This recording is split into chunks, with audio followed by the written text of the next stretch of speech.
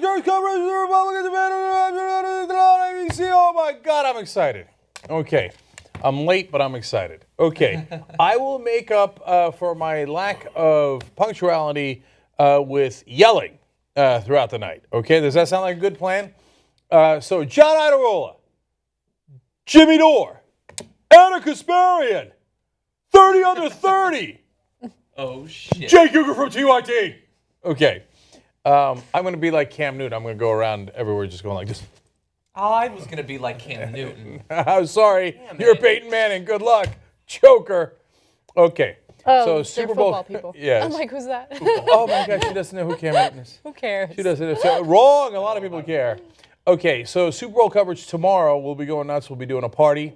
We'll be drinking, and then God knows what happens. Let's try to not drink and gamble at the same time, I say to myself. Okay, now, tonight, in about 7 minutes or so, we're going to have another Republican debate, and we've got New Hampshire obviously coming up in a couple of days. Now, there appears to be a lot of drama. Trump missed the last debate on purpose, skipped it. So It didn't miss him. But it kind of did, because the ratings were lower than, perhaps even significantly lower than if Trump was there. But he screwed up, and he realizes it, and he has done a bit of a concession. They asked him if Fox News has another debate, and Megyn Kelly is the moderator, will he show up? And he said, yes, I'll be there. And if he says something, he sticks with it. Well, he said he wasn't going to the debate, and you, Mr. Johnny Pie, were wondering if that was the case. That's and true. he did not go to the debate. That makes it 1 out of 4 times he said he was going to boycott a debate. He actually followed through on it. Okay. Now, and it turns out it cost him. So he might be swinging here. But now I've set up that nice little bit of drama, and the wall-to-wall television coverage is all drama, drama, drama. Oh, my God. Who's gonna I'll tell you who's going to win. Donald Trump. You know why? It's... what are we looking at? 3 days before the voting in New Hampshire. Yes, we've got a debate coming up. Yes, in some polls, Marco Rubio has momentum and is in second place. But he overall, has momentum in the polls. It's not enough momentum, but he does have momentum. John, let me tell you what's going to happen. Marco Rubio's not going to win. But Okay, all right.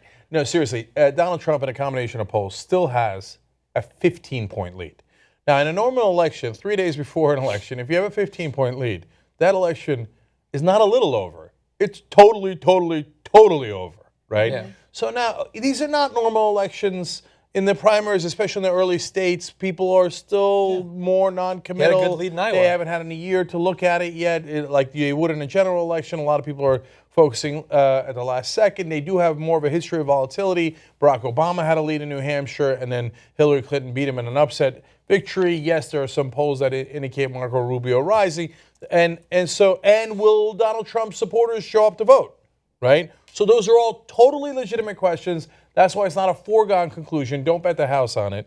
On the other hand, Trump does have a very sizable lead that normally you would not put into question. And if he was an establishment candidate, it would not be in question at all. If Jeb Bush had a 15-point lead over Marco Rubio, nobody'd be talking about, here comes Marco Rubio. They'd be talking about Jeb Bush is kicking their ass. And again, one other extenuating circumstance here, Donald Trump just lost in Iowa. Okay, now, I'm not going to stop talking. I'm going to keep on going, okay? Do it. All right, I've got 2 more points to make, and then we'll open it up for everybody. So, hold. Will we? Okay, will we? All right, Cruz won in Iowa. Oh, my God, here comes Cruz. Blah, blah, blah. Wrong. I think he's polling at about, I've seen polls at 7%, 9% in New Hampshire. I think I've even seen lower. So it's right now Trump, Rubio, I believe Bush in most of the polls. Then Kasich. And no, I'm sorry, Kasich is above Bush in most of the polls. So, Jesus. Right? So it's Trump, Rubio, Kasich, Jeb, then Cruz. So Cruz is in 5th place after 17 people have already dropped out. So, yeah, Cruz won Iowa, where all the religious freaks win. Okay? Mm-hmm. So far, yeah. Okay, and let me read you the lead that Trump has in the latest 1, 2, 3, 4, 5, 6, 7 polls, and these are all done in the last 2 days. No, last 5 days. Trump up by 21, Trump up by 17, Trump up by 10, Trump up by 17, Trump up by 11, Trump up by 10, Trump up by 13. Not that close. That almost certainly means he's going to win. But he did underperform the polls significantly in Iowa. So I'm going to predict that he does win, but by a much more mediocre margin. By 5 points. Ooh. Doesn't matter. He's still going to win, but... Here's what I have to say to that. Ooh. Okay, my last point is Bernie Sanders. I know Republicans are debating tonight, not the Democrats' turn. But let me read you the last 1, 2, 3, 4, 5, 6, 7 polls on New Hampshire on the Democratic side. Here comes Hillary. Not really. Sanders up by 14, Sanders up by 12, Sanders up by 15, Sanders up by 9, Sanders up by 31, Sanders up by 16, Sanders up by 20. So overall, Sanders has a 16.7% lead on Hillary Clinton with 3 days to go before the New Hampshire voting. So there is some, I don't want, look, man, it's against our interests. I want you guys to be super excited about New Hampshire primary and come watch it with us, tytnetwork.com/live. Okay, but there is some chance that Bernie Sanders and Donald Trump crush the rest of the field, and it's not that interesting. I told you before Iowa, super interesting. You don't know what's going to happen on either side. I was like super jazzed about it. And look, Bernie Sanders, let's say he beats her by 17 points as the average indicates. Now, that could help him cut into her national lead, finally. So I'm going to get to that in 1 second too. But look, I can read polls. We can all read polls. So if Bernie Sanders wins by 17 in New Hampshire, we won't be at all surprised. That's the most likely outcome, right? But I'll tell you, the national media will be like, what? Sick on what just happened? Like as if they didn't expect it, couldn't read a fucking number if their life depended on it. And they'll play it up to the benefit of Bernie Sanders like, holy shit, I can't believe he beat her like that. I don't think that's how they'll react. Really? Yeah. I think they'll react like, oh, well, this, of course, was expected. He's been leading for a while in New Hampshire. He's from next door, but he's going to get crushed in South Carolina. And when we go to Super Tuesday, it's over for him. Hillary's going to be the nominee, but it was nice. He's got New Hampshire. That's what they'll say. I'm going to disagree now. No, okay. Let me just say, I think that you are wrong and right. So here's what I mean by that. On the first day, they'll say what I said. Well, I think they're not, oh my God, 17 points. Nobody saw this coming. Hillary Clinton's in a lot of trouble. Because they like the excitement and they like the race. And on the second day, they'll get their memos, right? And then they'll say what you said on the second day. Oh, really? Yeah, on the second day, they'll be like, but don't remember, South Carolina's a big lead, don't, blah, blah, blah, right? What's great is in both scenarios, Bernie continues to be underestimated. And his voters continue to be underestimated. You know, Gloria Steinem today said that all the young women that support Bernie just do so because they want to meet male Bernie supporters. They're just boy crazy. I don't know whether or not she was joking. Gloria Steinem said that? Yeah, look, that's a deplorable thing for her to say. She was technically joking. Yeah, I read about it. I didn't actually watch her on Bill Maher, so her tone might have indicated that she was being sarcastic. If she was being 100% sarcastic, that's totally fine. Yeah. Okay, all right. But if she meant it in any way seriously, that's the least feminist thing in the world to say. And it's not just being against feminists, it's that it's so terribly dismissive of young voters. It is. Okay, and so young women. What I wanted to say about that is good. Continue to be dismissive, continue to underestimate, and Bernie will keep doing what he's doing. His supporters will keep doing what they're doing. And while everyone else is asleep at the wheel, we'll dominate. Okay. Yeah, I have one more thing to say about that, but you were going to jump in, John. Well, I was going to disagree with Jimmy. We were talking about it on the show yesterday on the Power Panel, and I feel like, other than the initial, I mean, some of the headlines were a bit dismissive of Bernie continually after the debate, after the town hall, but largely I think that the coverage has been more mixed because, as we were predicting, they are biased towards wanting to support Hillary because she is more in line with them in terms of her connection with corporate interests, things like that. But they're also biased to want entertaining TV. Right. I think that bias has been winning out over the past few days. It could change at any time, but I think that they're more interested in getting people excited to watch TV than they are, especially because right now they can do that and still expect that Hillary's going to end up winning anyway, so they might as well have their cake and eat it too. Okay, so exactly right. That's why short-term, long-term. Yeah. First day, they're going to get excited, good TV. Second day, or for a few weeks, right? Even. But it's eventually going to be a note, hey, everybody bring it down with this fucking Sanders guy, right? Again, it's going to be subtle, so it's not like they're in their ear going, no, don't say Bernie, this is a big win for Bernie. Don't say that. They won't be saying that, right? Yeah. But in a couple of days, like conventional wisdom will set in. The invisible hand of the establishment, in the way that it does, will guide them back to, remember, Bernie's not electable, Hillary Clinton is the correct candidate, and she's still going to win. Okay, now, the final point I was going to make about that as the debate is close to starting is that so 2 polls out recently. So I think you guys talked about at least one of the polls. Yeah, the other one hadn't come out yet. Yeah, okay, so the second one came out last night. So Quinnipiac has Bernie Sanders within 2 points nationally. I was told that national lead could not be, it was unassailable, that it couldn't be overcome. Second poll out last night, Bernie Sanders is within 3 points. Yeah. So 2 points and 3 points nationally, not New Hampshire, not one of the states. The big, big, big national lead that Hillary Clinton had, 40-point lead, gone. We need South Carolina and Nevada polls is what we need, but they don't do them regularly enough yet.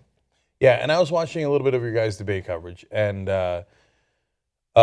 so when Hillary Clinton talked about defending herself from the Wall Street stuff, and to say that I would be influenced by the millions of dollars I have received from Wall Street. Yeah. Tisk, tisk, tisk. I thought, oh God, oh my God, she's in a lot of trouble.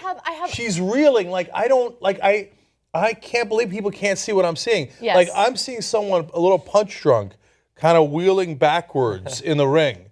Like if you got to say, no, of course the millions of dollars I received from X did not influence me. Yeah. You're in a world of hurt. I was watching this incredible interview that Elizabeth Warren was doing. This is from either the early 2000s or maybe even the 1990s. And she was being interviewed 2004. about... By Bill Moyers? Yeah, was it a Bill Moyers? 2004, I think. Yeah, okay. It was such an incredible interview, for those of you who don't know about it. So Hillary was very much against this bankruptcy legislation that would allow creditors to go after, debtors in a more aggressive way, and they wouldn't be able to get rid of their debt in bankruptcy, right? And it was especially injurious to single mom whose husbands had left them with debt. Yes, that's exactly right.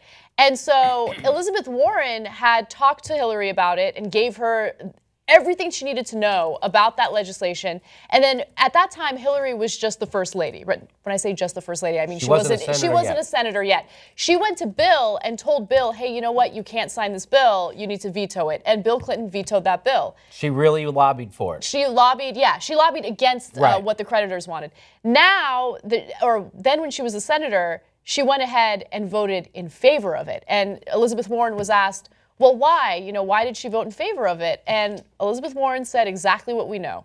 Well, you become a senator, and then all of a sudden you get influenced by corporate money. And you have different pressures. Yes. That's what she, So let's talk about those different pressures. So first of all, when Hillary Clinton says you can't name one thing where I've been influenced by money, that's empirically not true. The bankruptcy bill, as Anna just pointed out, is Exhibit A, right? But there's also all the different ways that you're influenced that we don't see, right? You don't bring up a bill that could be a headache for Wall Street because you were influenced by it. All those different ways, right? When people are lobbying behind the scenes, does that bill have a chance? Should it have a sponsor? Should it have a co-sponsor? You don't co-sponsor it. You tell people, hey, you know what? Let's not push in that direction. You're Hillary Clinton. They take you seriously, right? Now, so what are the different pressures? When you're a first lady, you have very little pressure. And this is the second term of Bill Clinton. He doesn't have to get reelected. You never had to get elected in the first place. You never had to take money and make either explicit, but more likely implicit promises to people. After you're a senator and you took all their money and you made all those promises, well, then you've got different pressures. Yeah. And by the way, you're probably going to go up for reelection at some point. That's another set of pressures. And all of a sudden you voted a little bit differently and you vote in favor of the credit card companies that gave you all that money. But of course you get influence. Of course you do. But Cenk, regardless, she can't be a part of the establishment. It's a joke to even say that because she's a woman running for the presidency. She has, yes. Sorry, I was just quoting her. Sorry. How there is no way a vagina could be part of the establishment. Okay, all right. So let's not go too much to body parts, and that's going to help her, and thinking you're being against her. And but look, to be fair to Jimmy, she's the one who She brings brought it up up. the female card constantly, right? She's and bringing it up. It's starting to really And annoy me. She's saying she couldn't. She literally said she can't be part of the establishment, Cenk, Yeah. because she has a vagina. She literally said that. Yeah, it She wasn't definitely conjecture. didn't literally say I exactly mean- that sentence. She figuratively said that, and then I literally said it. Okay, that's right. I literally Yeah. said what she implied. Okay. Well, wait, can I read a tweet really fast that should boil your blood? It is a tweet. It says, wonder why GOP trying to hide their debate on the Saturday of Super Bowl weekend, no less, by Debbie Wasserman Schultz. Yeah. Really? She Come tweeted that? on, get out of here. That's a fake account. It's Vox is the one spreading it. No, I'm not at all surprised that she'd say that. Come She's on. being snarky on that. But So that's like when Hillary, when they, you're talking about her defense of her taking the money on Wall Street, and she's not for Glass-Steagall being reinstated, and she does this switcheroo, like this jujitsu. She goes, I don't think it goes far enough. I want to go farther. Yeah, Bullshit. that's You the don't most even go that far. And so when you say, I can't believe people don't see, who doesn't see through this? Like, so the people I know who are voting for Hillary, they just ignore it, like right-wingers ignore the bullshit that their people do. so Am I wrong about this? Have you noticed that? well, look, we're in a weird situation here because we have all of the information because it's our job, right? We know what her position on the bankruptcy bill was in 1998 and in 2001 and what somebody else said about it in 2004. I mean, so that is an avalanche of information we have access to because it's our job. So most people have at most 7% of that information, right? So they go with, I think Hillary's more likely to win. The number one quote I see in article after article when people are interviewed is, well, my heart's with Bernie, but my head is with Hillary. They think he's not electable. Right. Now, what does that mean, my head is with Hillary Clinton? Does that mean that your head says that we should have gone into Iraq and we should give the banks whatever they want and not regulate them? Is that what your head says? No. So my heart means I'm with him on the policies, right? So when they say head, obviously they're talking about electability. Is that important? But they don't know what we know, which is that in every poll, Bernie Sanders does better than her against the Republicans. In every poll, and significantly better. I think that a lot of her supporters do know that. All the ones that I know who are supporting her know that, right? So people like Frank Conniff, people like Amy Poehler are. You don't think they know that information? Of course they do, right? Some of them know it. I mean, you talk to a lot of high information voters, and no question that some of them bury their hand and say, I don't care. I don't care what the polls say. I know that guy, I've been told my whole life, a guy who is old and a Democratic Socialist and the most liberal member of the Senate, forget the Democratic Socialist Party, most liberal member of the Senate in my lifetime has no chance of becoming president. I've been told that 10,000 times on television so that it is literally in my head. So my head tells me Hillary Clinton, right? And so that's a hard thing to unprogram in a matter of months, right? Now, the good news is that's for, no question, establishment guys, no question, guys on TV, and yes, some good folks who have gotten that drilled into their head and still have that gut feeling of Bernie can't win. I won't believe my lying eyes, where American people tell me over and over he will win, he'll do better than Hillary Clinton, and he'll crush the Republicans. I can't believe my lying eyes, right? But the good news is most people don't think that way. That's why Bernie Sanders surged, basically tied in Iowa. That's why he's leading by 17 points in New Hampshire. That's why he caught her in the national polls. That when low information voters find out what they're actually about, they're like, yeah, I kind of like Bernie. Yeah. Right? So it's not, for them, it's not as complicated. I kind of like Bernie. I'm going to go with Bernie. And I think, people say that we've never had a guy call himself a socialist, so that's going to be worse, and that's what's going to scare people. And I point out, which was pointed out to me by the Sanders campaign, never before have so many people had one of these in their hands at any given time. And right now they can look up what it means that he's a democratic socialist. So I think that is going to be the counter to it. So that's absolutely true. And so I look, last night as I'm looking at those polls and I'm watching you guys talk about that debate and I see her clips and what she said, I thought, not to pull a Trump here, but she's bleeding from her ear. Like you get hit so hard and you bleed from your ear and you're spun around. Like, they're not getting it. They're not getting it, right? Well, did you I mean, a surge the size of Bernie Sanders. I mean, we're talking about Marco-mentum. Like, everybody's having this conversation about Marco Rubio and how much momentum he has. The dude finished in third, right? He's by some accounts, by most accounts, 15 points behind Donald Trump. Where the fuck is the Marco-mentum? They want him to have momentum because he's the establishment candidate. So they're trying to will that momentum, right? And they're partly creating it with the propaganda on TV. With Bernie Sanders, he has overwhelming momentum. And they're like, you see anything about Bernie-mentum? Right? Sanders-mentum? I haven't seen any of that in the press. He was literally down 41 points in May. In May, down 41 points. Well, in almost exactly a year before the Iowa voting, in Iowa, he was down 61 points. Who makes up a 61-point lead, and then people don't talk about his momentum? Okay, so I'm like, they can just deny it till they're blue in the face, and they will, right? But the facts on the ground are on our side. That poll, I've been going crazy ever since John and I did that story, the Vox Morning Consult poll. 54% of Americans saying they would like a political revolution to redistribute wealth from the rich to the middle class, including 55% of Tea Party guys. Okay, 73% say raise taxes on the rich. No ands, ifs, or buts. Not hey, kind of, not trickle down, not no, 73%. 66%. Oh, corporations are job creator. 66%. Raise taxes on corporations. I didn't fucking stutter. That's 2/3 of the country. Raise the goddamn taxes on corporations, right? So a guy who's on that side, if I'm running in politics and you say to me, okay, you got 73% of people on your side, I think, tell me how my ass tastes, right?